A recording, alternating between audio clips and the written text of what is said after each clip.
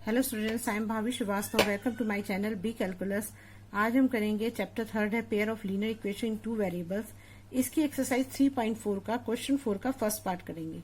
देखिए इसमें क्या दिया हुआ है। A part of monthly hostel charges is fixed and the remaining depends on the number of days one has taken food in the mess. ये कहना चाह रहा है कि जो मंथली हॉस्टल चार्ज है वो तो फिक्स्ड है, और जो बचा है जो अगर हम मेस में जो फूड लेते हैं, जितने नंबर ऑफ डेज हम फूड लेते हैं वो, और जो बचा हुआ अमाउंट है वो उस पर डिपेंड करता है।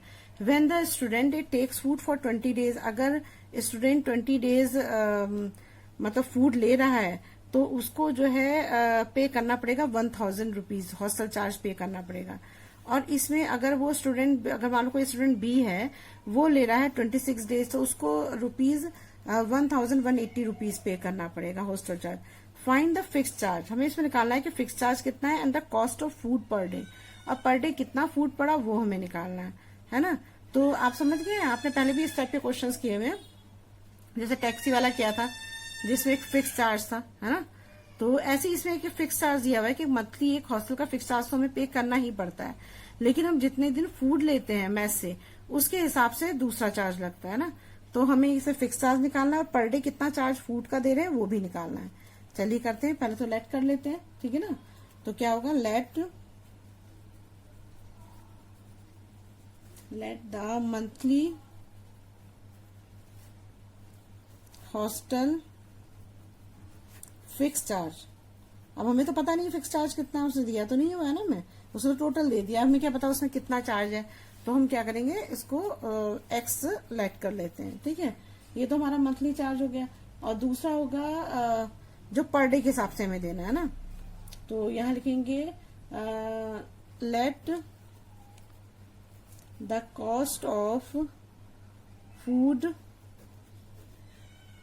ये जो दिया ना, मैंने कहा था जो चीज हमें निकालनी होती है उसी को हम लेट करते हैं ना। तो हमने एक फिक्स चार्ज एक्स मान लिया, अब the cost of food, let the cost of food किसके हिसाब से लेना पड़ेगा, पर डे के हिसाब से,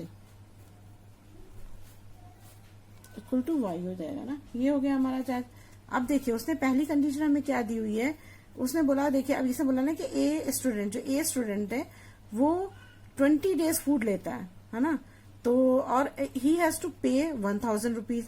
तो 1000 रुपीज वो टोटल देता है ना, किसकी चीज का टोटल देता है, मतलब फिक्स चार्ज भी और साथ में जो 20 डेज उसने फूड लिया है उसका भी दे रहा है। तो फिक्स चार्ज में पता नहीं है तो हम एक्स लिख सकते हैं यहाँ पर। और उसने ये बोला कि 20 डेज, तो हम पर डे के हिसाब से ले रहे हैं ना। तो अगर मान लो कि आपको कोई चीज पता है, मान लो हमें पता हो कि हमें रोज 10 रुपीज देने हैं, तो अगर हमें ये 20 डेज पता है तो हम 20 से 10 को मल्टीप्लाई कर देंगे तो हमारा आंसर आ जाएगा। लेकिन हमको ये नहीं पता है कि कितने डे है, मतलब 20 डेज तो पता है लेकिन हमें ये नहीं पता कि पर डे का कितने रुपीज देने हैं। तो हम उसकी जगह पे पर डे के लिए क्या रखेंगे, वाई रख देंगे। तो यहाँ क्या आ जाएगा, 20 इंटू वाई हो जाएगा। तो क्या इक्वेशन बन जाएगी, x plus 20y equal to 1000। ये तो बन गई हमारी पहली इक्वेशन। अब नेक्स्ट इक्वेशन में जाते हैं। दूसरी इक्वेशन में क्या बोल रहा है, ये तो ए है ना, जो ए स्टूडेंट है ये इसका है ना। अब देखिए बी स्टूडेंट का देखते हैं हम, तो क्या होता है। बी स्टूडेंट ये बोलता है कि हु टेक्स 26 डेज पे वो ले रहा है वो फूड। तो x प्लस 26y हो जाएगा, जैसे 20y यहाँ ले रहा है वैसे 26y ले लेंगे यहाँ पर। और x हमें फिक्स प्राइस है, और कितने रुपीज दे रहा है वो, टोटल 1180 रुपीज दे रहा है। ये हमारी सेकंड हो गई। अब इसे सॉल्व कर लो। अब इसे सॉल्व हम दोनों तीनों मेथड किसी से भी कर सकते हैं, एलिमिनेशन से, सब्स्टिट्यूशन से, ये जो आपने ये पढ़े हैं इनमें से आप किसी से भी कर सकते हैं। 3 तो आप कर ही चुके हो, तो इन तीनों में से किसी से भी कर। एक क्रॉस मल्टीप्लीकेशन है, ये तीनों मेथड कर चुके हो, लेकिन मुझे तो एलिमिनेशन वाला इजी लगता है तो मैं एलिमिनेशन वाले से ही कर रही हूँ। आप दोनों में से किसी से भी कर सकते हो। तो अब देखिए हमारी पहली इक्वेशन ये है, दूसरी इक्वेशन ये है। तो इसमें एक्स तो सिमिलर ही है, तो हमें किसी से मल्टीप्लाई करने की जरूरत ही नहीं, ये चाहे तो हम कर सकते हैं ना। तो मैं लिख देती हूँ बाय एलिमिनेशन मेथड। अब देखिए हम इसमें करेंगे तो क्या होगा, हमारा x plus 26y equal to 1180, x plus 20y equal to 1000। ये हो गई दो इक्वेशन हमारी। अब यहाँ पे ही तो प्लस प्लस तो जुड़ जाएंगे, तो हमें साइन चेंज करने पड़ेंगे, माइनस माइनस माइनस, ये इससे कैंसिल हो गया। 26 में से 20 गया तो कितने बचेंगे यहाँ पर हमारे पास 6y। बड़े का साइन क्या है, प्लस का, तो प्लस ही रहेगा। इसमें से इसको माइनस करोगे आपके तो क्या आएगा, 0 का 0, 8 1 180 हो जाएगा। प्लस का ही आएगा, प्लस का साइन बड़ा है तो y इक्वल टू हो जाएगा 180। तो 6 तीजा क्या हो जाएगा 18, तो ये हो जाएगा हमारा 30। तो हमारा जो y है, जो हमारा पर डे का जो प्राइस है वो कितना है, 30 रुपीज है ना। ये कितना हुआ, 30 रुपीज हो गया। अब हमें निकालना है फिक्स प्राइस। फिक्स प्राइस अभी हमने नहीं निकाला ना, समझ गए आप। इसको मैंने से कैंसिल कर दिया, इसको माइनस कर दिया, ये प्लस माइनस माइनस हो जाएगा। जब हम ये नीचे के साइन चेंज करते हैं तो इन नीचे वालों का साइन यही हो जाता है। ये -x हो गया, ये -20y हो गया, ये -1000 हो गया। ठीक है, अब हम क्या करते हैं, अब इसको हम दूसरी इक्वेशन में रख देते हैं, है ना।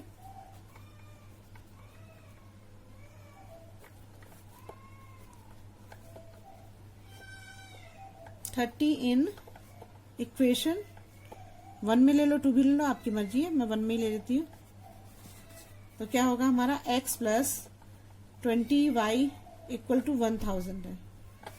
तो y हमारा है 20 इंटू 30 हो जाएगा इक्वल टू 1000। अब 20 कितना हो जाएगा, 3 2 जा 6, 600 हो जाएगा इक्वल टू 1000 हो जाएगा। तो x इक्वल टू क्या आ जाएगा, 1000 माइनस हो जाएगा 600 हो जाएगा ना। अब 600 हो जाएगा, तो अब इसमें से माइनस करोगे तो क्या आएगा, x equal to 400।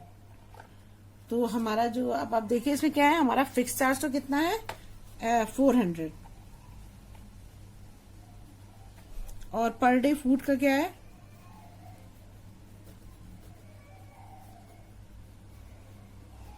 Per day हमारा 30 रुपीज है ना। तो ये हमारे 2 आंसर आ गए, यही हमें 2 आंसर लाने थे।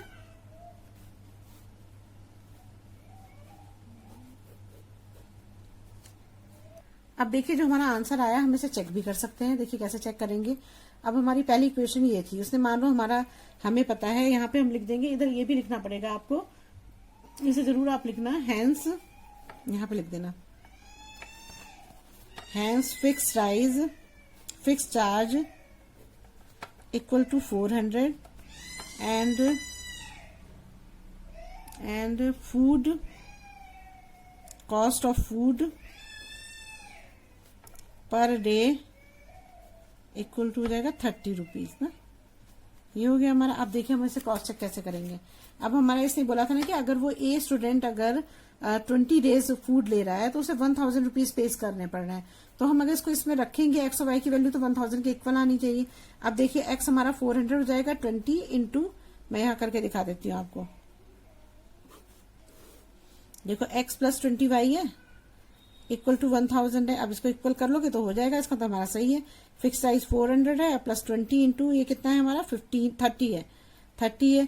तो क्या करोगे तो आप 400 प्लस 3 2 जा 600, तो देखिए 1000 के इक्वल आ गए हैं। तो इसका तो हमारा आंसर सही है।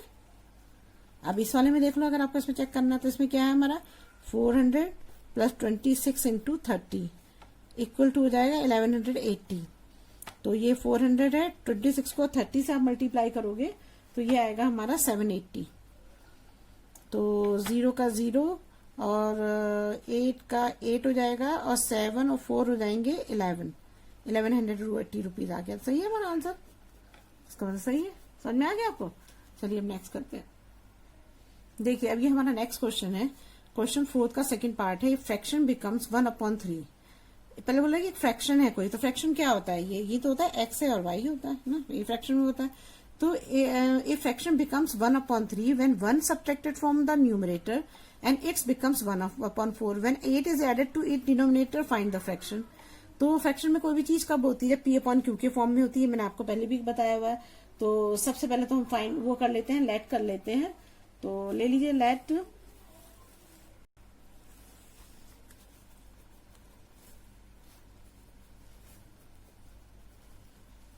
डिनोमिनेटर को हम x ले लेते हैं। नहीं, मैंने पहले न्यूमरेटर लिखना चाहिए था, उल्टा लिख दिया मैंने। चलिए let the numerator is x, है ना, ये x हो गया। अब देखिए इसने बोला इफ फ्रैक्शन बिकम्स 1/3। मान लो जो हमने x/y जो है हमने एक डिनोमिनेटर और वो ले लिया, डिनोमिनेटर, ये न्यूमरेटर होगा ना, ऊपर वाला न्यूमरेटर होता है, नीचे वाला डिनोमिनेटर होता है। तो वो बोला है कि वो फ्रैक्शन 1/3 बन जाएगा, है ना। कब बनेगा, when one subtracted from the numerator, numerator कौन सा है हमारा, मैंने आपको बता दिया है, न्यूमरेटर होता है हमारा ऊपर वाला और डिनोमिनेटर होता है हमारा नीचे वाला। तो उसने बोला कि one is subtracted from the numerator, तो वन तो सिर्फ इसी सब्ट्रैक्ट करेंगे, वाई में वो कुछ बोल ही नहीं रहा है, तो ये हमारा इक्वल ये आ गया हमारा। अब हम इसे सॉल्व कर लेते हैं, तो x माइनस वन और ये है हमारा y इक्वल टू 1/3। अब आप इसको क्या करो, इसको क्रॉस मल्टीप्लाई कर दो। जब आप इसको क्रॉस मल्टीप्लाई करोगे तो क्या आएगा, 3x minus 3 equal to y आ जाएगा ना। तो अब क्या हो जाएगा हमारा, अब जब इसे सॉल्व करेंगे तो y को इधर ले आइए आप, तो ये आ जाएगा 3x minus y equal to 3 हो जाएगा। तो ये हमारी हो गई पहली इक्वेशन। अब नेक्स्ट इक्वेशन में आते हैं। नेक्स्ट इक्वेशन में ये बोलता है कि x अपॉन वाई है, तो ये बोल रहा है कि क्या बोला था, when 8 is added to its denominator, denominator क्या होता है नीचे वाला, उसने कहा 8 अगर डिनोमिनेटर में तुम ऐड करते हो तो ये जो है 1/4 बन जाएगा। तो अब इसमें भी हम क्रॉस मल्टीप्लाई कर लेते हैं, तो क्या हो जाएगा यहाँ पे, इसको इससे मल्टीप्लाई करोगे तो क्या आएगा, तो ये आ जाएगा हमारा 4x equal to Y plus 8 हो जाएगा। y को इधर ले जाइए तो क्या आएगा, 4x minus y equal to 8 आ जाएगा। तो ये हमारी हो गई दूसरी इक्वेशन। अब हमारी दो इक्वेशन हो गई। अब एलिमिनेशन मेथड से आप इसको निकाल दो।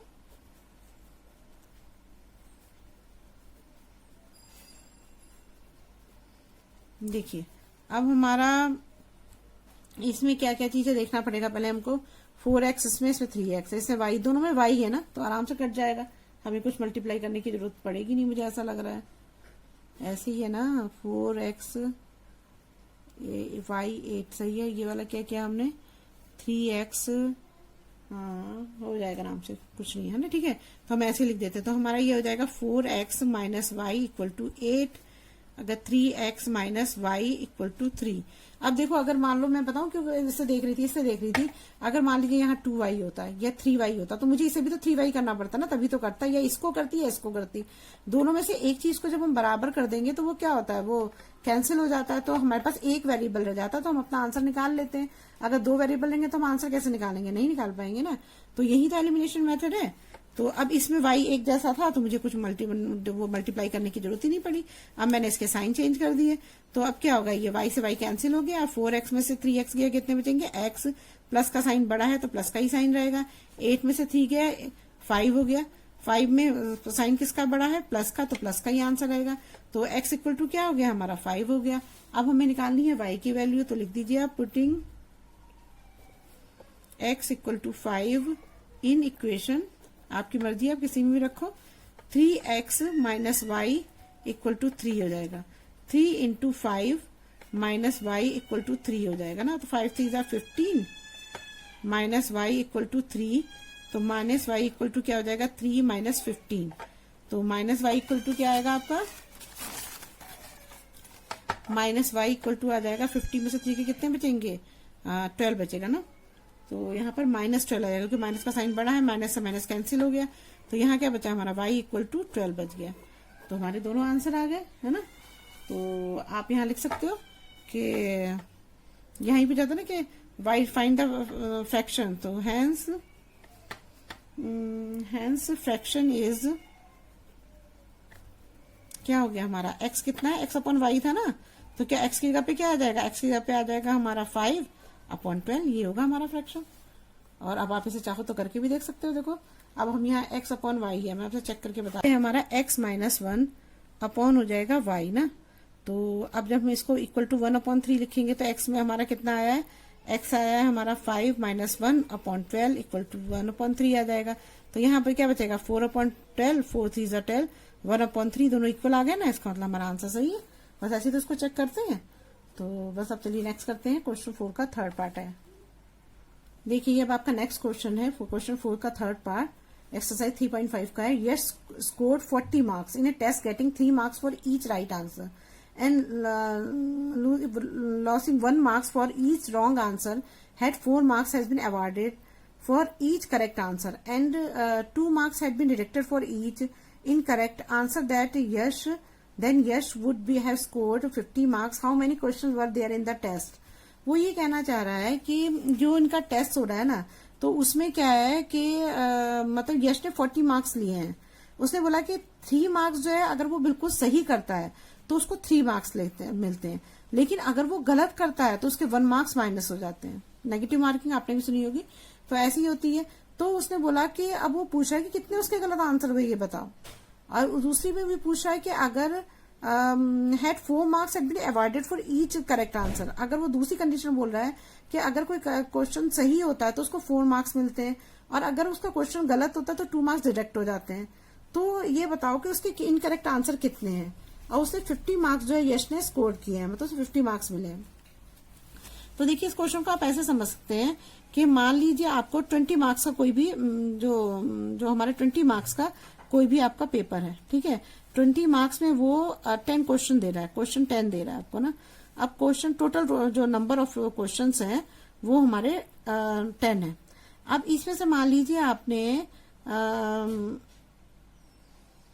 10 2 20, हाँ ठीक है। अब मान लीजिए उसने आपने जो है 15 क्वेश्चन बिल्कुल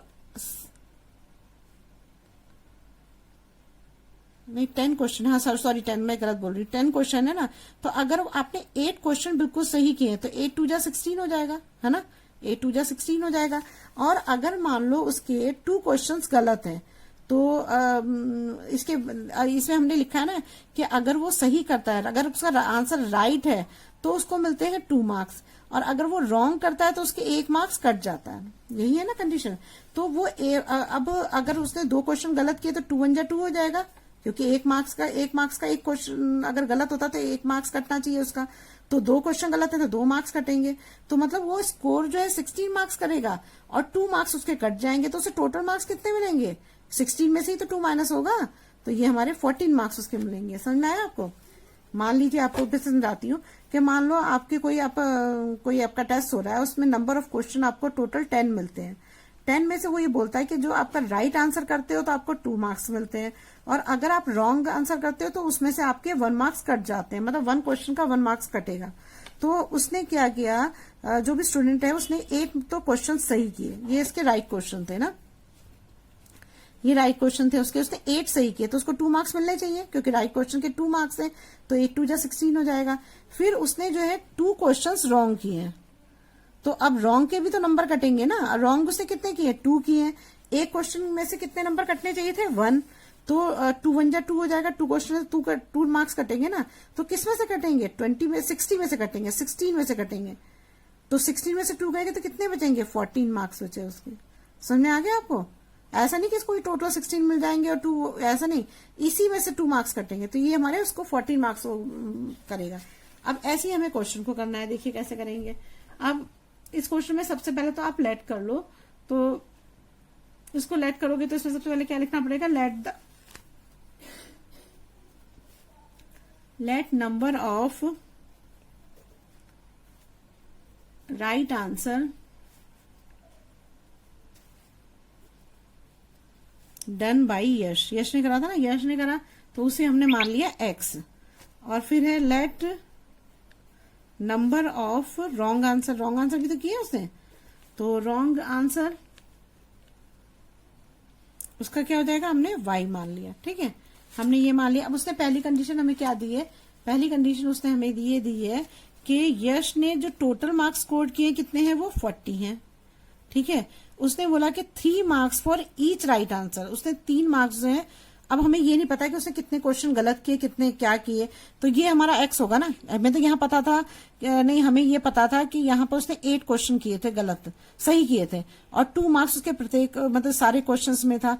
तो हमने क्या करा, यहाँ पर हमने क्या करा कि अगर वो 3 मार्क्स का क्वेश्चन है और कितने हैं हमें ये पता नहीं है, तो हमने उसे x लिख दिया। और हमने क्या करा, उसके उसने बोला कि 1 मार्क्स जो है वो होने के हैं अगर वो गलत करता है, तो यहाँ पे माइनस का साइन आएगा ना, क्योंकि वो तो माइनस होंगे ना। इसी वजह से तो हमने 16 में से ही तो 2 को माइनस किए, जो उसने राइट क्वेश्चन किए थे उसमें से ही हमने जो उसने गलत किए थे उसके 2 मार्क्स काट लिए। तो यहाँ पर भी ये हमारे वो मार्क्स हैं जो वो राइट आंसर करेगा। तो वो अगर एक क्वेश्चन का 3 है और अगर हमें x पता लग जाए, उसने 10 अटेम्प्ट किए, कितने करे वो तो नहीं पता है हमको, तो हमने उसके लिए x ले लिया, माइनस हो जाएगा, और यहाँ क्या आ जाएगा? 1 और y, क्योंकि 1 क्वेश्चन क्या है जो माइनस होने हैं। अगर वो 2 गलत करता है, 3 गलत करता है, कितने भी गलत करता है हमें पता नहीं है, तो हम y लिख देते हैं। तो हमारा इक्वेशन क्या बन जाएगा यहाँ पर? 3x minus y equal to 40। ये तो हमारी हो गई पहली इक्वेशन। अब दूसरी इक्वेशन देखिए, उसने ये बोलता है कि had 4 marks has been awarded for each correct answer।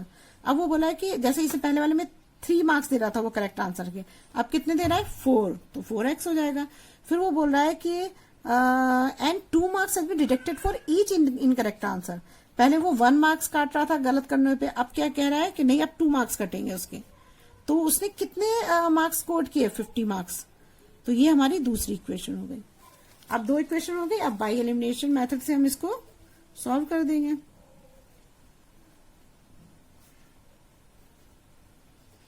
अब देखिए इसमें जो है आप क्वेश्चन में एक चीज समझिए।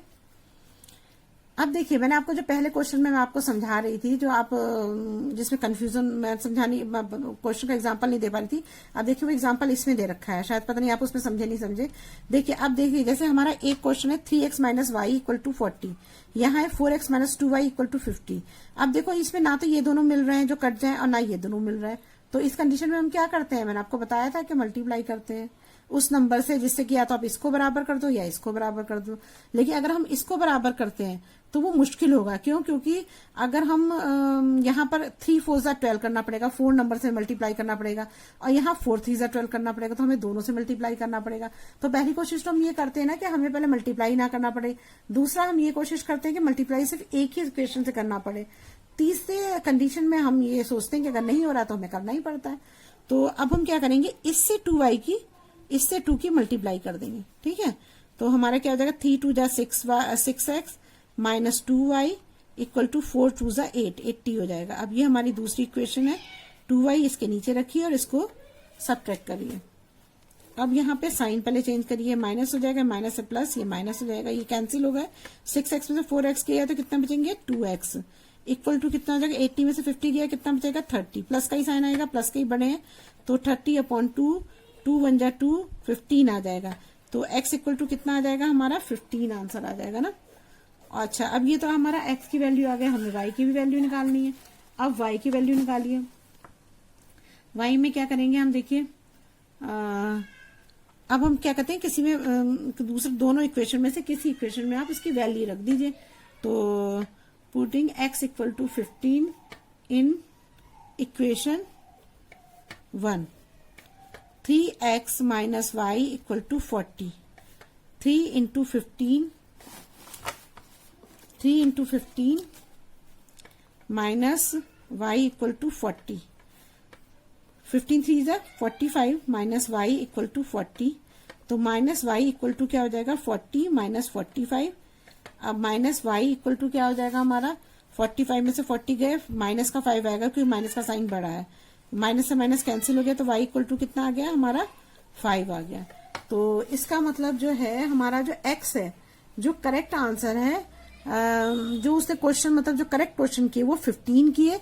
मतलब आप ये समझो टोटल नंबर ऑफ निकाल रहे हैं ना, टोटल नंबर ऑफ अटेम्प्ट, कितने अटेम्प्ट करे उसने, कितने गए 15x है, x प्लस वाई अटेम्प्ट किए उसने, ये तो कितने हैं 15 प्लस 5, मतलब उसने 20 क्वेश्चन अटेम्प्ट किए ना, और 20 में से उसके कितने सही हुए ये आपको देखना है ना।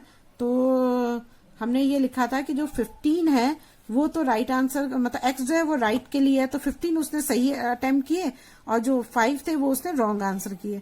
तो आप इस क्वेश्चन में करके देख सकते हो उसको, देखो 3 इंटू 15 माइनस वाई कितना है 5, जो उसने गलत किए है ना। तो हमारा 15 थीजा कितना हो जाएगा 45, और ये हो जाएगा हमारा -5। तो 45 में से जाएंगे तो क्या आएगा 40 इक्वल टू 40 आ गया सही आंसर। यही तो हमें प्रूव करना था, समझ में आ गया आपको।